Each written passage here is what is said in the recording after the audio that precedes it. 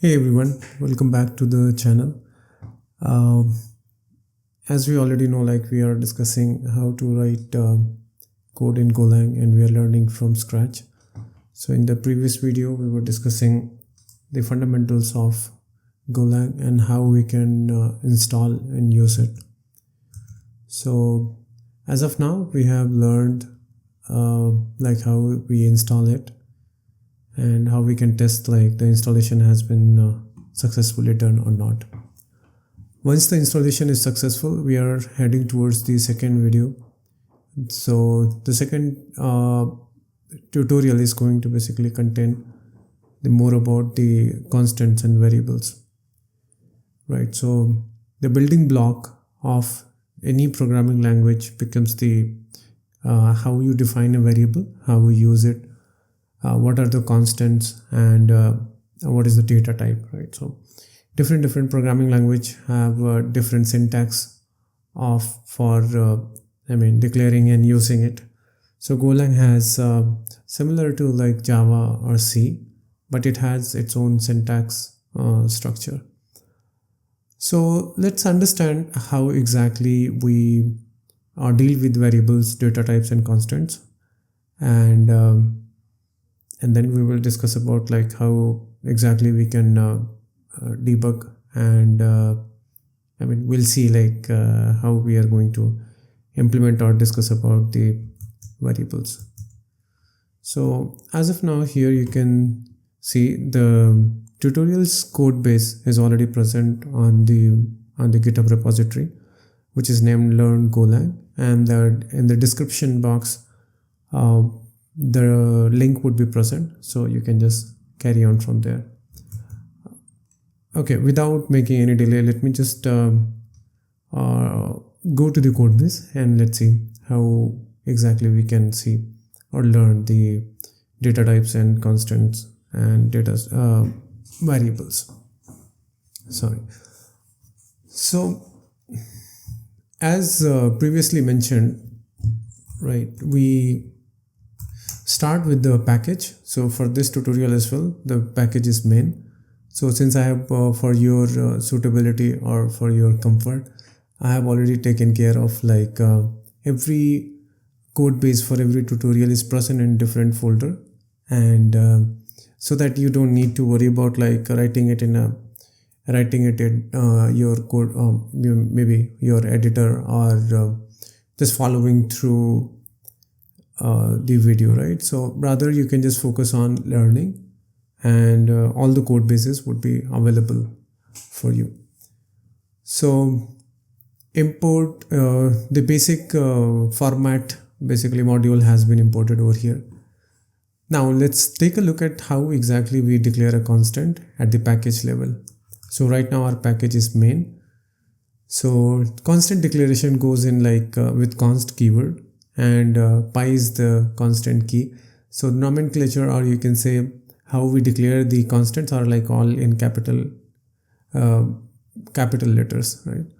So here pi has been initialized with 3.14159. Company name is TechCorp.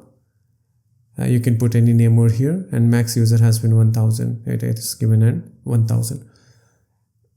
In Golang, there are two types of variable declaration that we simply see. One is like without providing the type, another is like typed constant, right? So when we go for typed constants, this is the way we basically declare. So we declare and initialize like status active. So here the type is int, and value has been declared, value has been assigned as 1, right? So similarly, default message, the string has been initialized with welcome, and the type has been provided over here, which is string. So in Golang, like any other programming language, or you can consider like Java or Python, everything starts with main. So what I will do is like I will let it run through the code, so that when I'm walking you through the code base, or we are learning it, we can just run it and then check like what exactly would be the output of this particular you can say particular code. So the first thing what we are going to see is like how variables are declared, right? So There are multiple ways, like 3 ways at least. So first is like var keyword with type, right? So what is the type means, like we are using var, and the name is the key variable name, and the type is string, right? So this is the one way of declaring the string variable. And another is like for integer, we are going to say like age is of type integer, and the value I'm going to put as 30, right? So for boolean, you are going to put variable type as boolean, not exactly like Java. In Java, it takes like a full boolean. Here, it only takes bool, right? So let me just run it and show you what exactly the output would look like. So here I will just go ahead, and here you can see like the name is Vikesh Yadav, and age is 30, active is true. So whatever variable we have assigned over here, we are able to print it. While printing with fmt.printf, if you are printing everything in a single we can say printf, then you are going to make sure, like for string you are going to use %s, for integer you are going to use %d, and for booleans you are going to use %t. Now the next way of declaring a variable is like with inference, right? So you're not going to provide what type of variable it is, rather you're just going to say var city, and you are directly assigning the variable. What Golang does actually is like it is intelligent enough to understand like what type of value you are going to store in a particular variable. So it makes it typed on its own, so it understands that syntax. So similarly for population, we are going to straight ahead provide the value, which is like 800,000, and we should be able to Golang is intelligent to understand this. So here you can see the city has been printed as New York, and population has been 800,000. The another way, which is the short variable declaration method, and this is very rigorously used in the programming world or in the real companies, right? So country has been assigned with the colon and equals to USA, but make sure you understand that this type of assigning or declaring a variable is only possible inside the functions. Outside the function, you can't actually use this. Now there is another variable coordinates, which we are declaring and assigning the value, and this is a array of length 2, which is holding the value of type float, right? And if you just let it go and print it, so you will see the value over here, which is country USA, and coordinates are 2 float values in an array. Now you see the constants that I have assigned over here, right? We can print it out here one by one, and we can take a look how that looks like. So these are the constants, and first one was the pi value, which was declared on top, and the max user, and then status and default message, right? So all the constant variables are declared over here. The 2 type of constant variable we have declared, one is like at the package level, and another is the typed constant, right? So in typed constant, we are just letting the Golang know that what is the type of a constant. Now there is another thing which we are going to talk about is the integer type.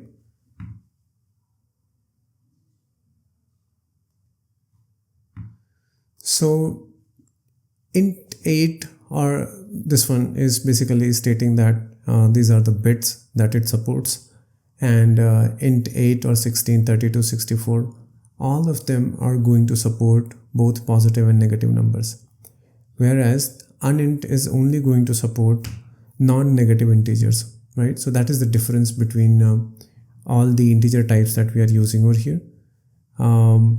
Let's see how we are going to print it.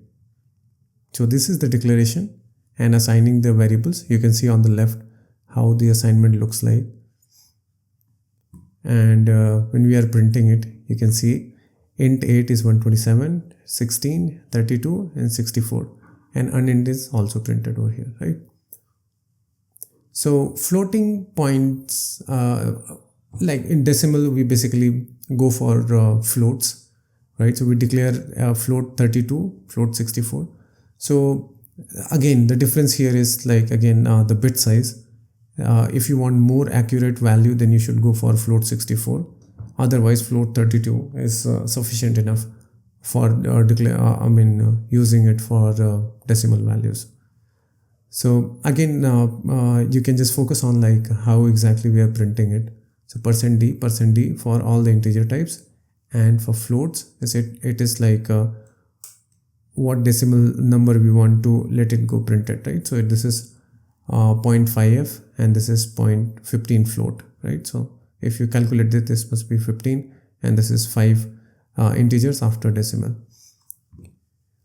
So string and character types, right? So in Java we see like there are a string type variable and a character. So here as well, like a string we declare with the string data type, and we can store the values as whatever value we want. So here I have stored hello go.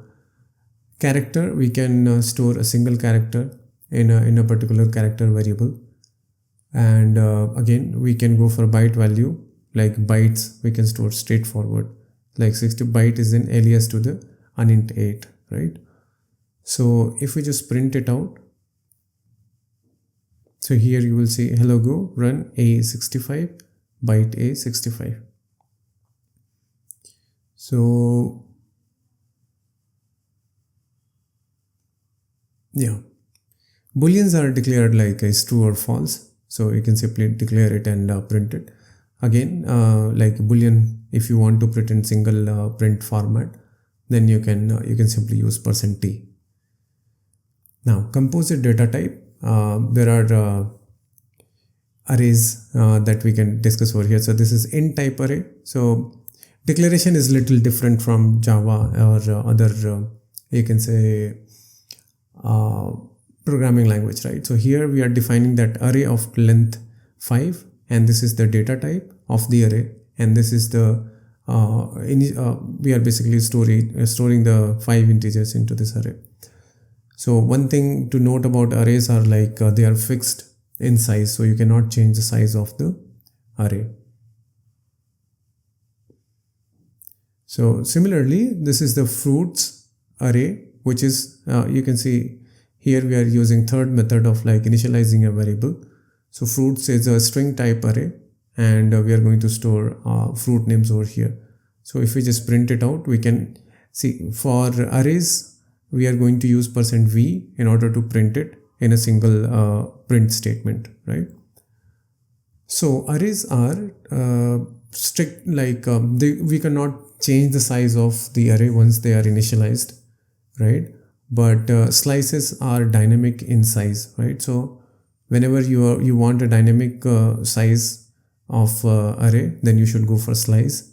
If you know that the size is going to be fixed, say if we are using something like we want to store alphabets, right? So you can go for arrays, and if you want to store like usernames, or you can say number of students, name of students, or number of vehicles, name of vehicles basically. So you should go for slices. So how we initialize a slice? We use the make statement, and it is saying like what is the length, and the length is going to be 3, and the capacity here, this is the way of initializing. This is a slice is of type string, and the length is 3 and the capacity is 5, so it can grow to 5 length. So if we just print it out, so you can see the slice is having 10, 20, 30 and 40. This is the slice, and again dynamic slice, go is awesome, and length is 3, capacity is 5, right? So this is the way of like printing the length of a slice. So you can use the keyword length and then pass on the slice name, and to figure out the capacity, you can use the function capacity and pass on the slice name over here. Another important data structure is maps, right? we have been using in Java and Python, right? So map is basically key value pair, or you can consider a dictionary in Python language, right? This is very important data type that we should be aware of. So here I'm creating a map, right? So this is one way to create it. You're basically using the map keyword to create the map and assign the values over here straightforward. Another way is to create a map using make keyword and then assign the values or whatever values you want dynamically, right? So if we print these values over here, so it will look like this. So here you see student grade and then colors map. Now another like in classes we have Java, we have classes, but in Golang we don't have any class as such, right? So in Golang we have structures basically. So similar to Java or any other object-oriented programming language, we simply define a class with the keyword struct, and this is the class name. It has 4 parameters: first name, last name, age, and email. Right, so here we are creating an object of type person, and we are assigning the values that we can use in the struct, right? So this is first name, last name, and age. So we are providing over here Jane Smith and 30, and then this is the email address. Another way to assign or create an object of person is straight ahead you can pass on the values. You don't need to go for this format of creating an object of struct. Right, so if I just go ahead and print it, so the person 1 and person 2 would look like this. That's all for this video. We will discuss pointers in the next one. Thank you so much.